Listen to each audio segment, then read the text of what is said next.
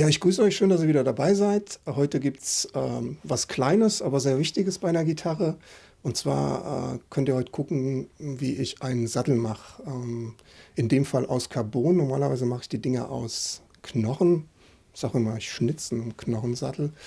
Ähm, Das ist ein besonderes Instrument mit sehr dicken Saiten. Das ist eine Bariton mit 75,5er Mensur. Und da muss so ein Sattel auch ordentlich was abkönnen. Deswegen habe ich das jetzt ausnahmsweise mal aus Carbon gemacht, aber auch geschichtetes Carbon. Also nicht einfach nur gepresst, sondern auch mit Fasermatten dazwischen. Ja, schaut einfach mal, wie ich das so mache. Viel Spaß dabei.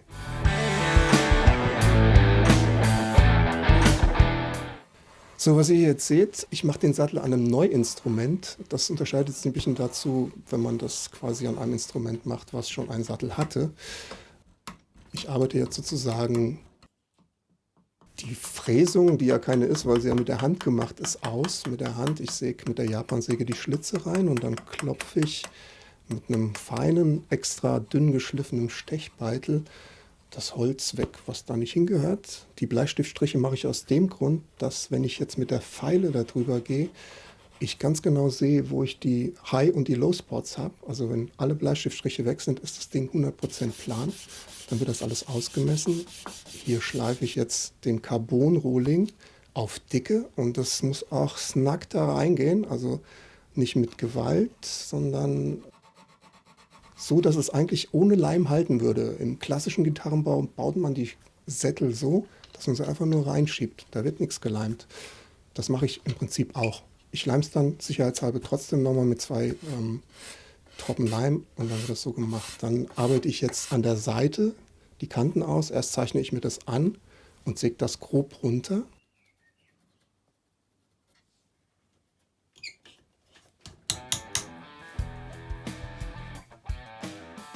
Damit ich eine ungefähre Breite habe, zuerst die eine Seite. Das gleiche muss ich dann auf der anderen Seite machen. Bevor ich den jetzt da wieder reinsetze, schreibe ich das noch ganz leicht hohl, damit es auch wirklich perfekt da drin sitzt. Da darf nichts rückeln oder juckeln oder sowas. Alles, was da zu viel oder zu wenig ist, ist nicht gut für den Ton. Und das wollen wir ja nicht. Wenn wir einen guten Ton haben, wollen wir einen schönen Sattel bauen.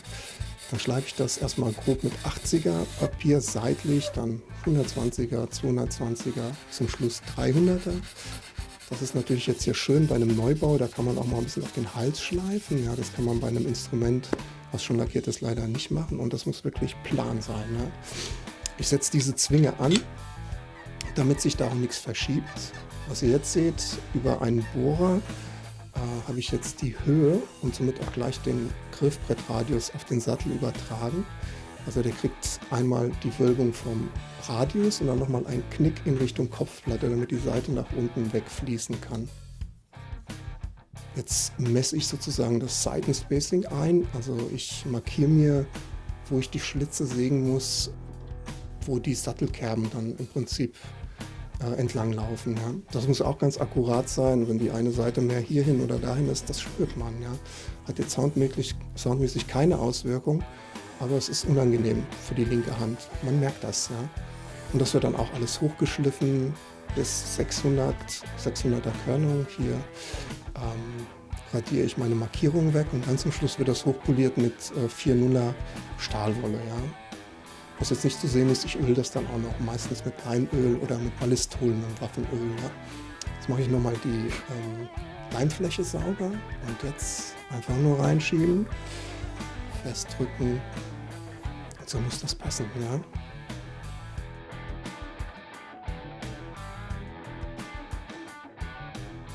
Was jetzt noch ansteht, ist Sattelkerben. Das ist eine Kunst für sich.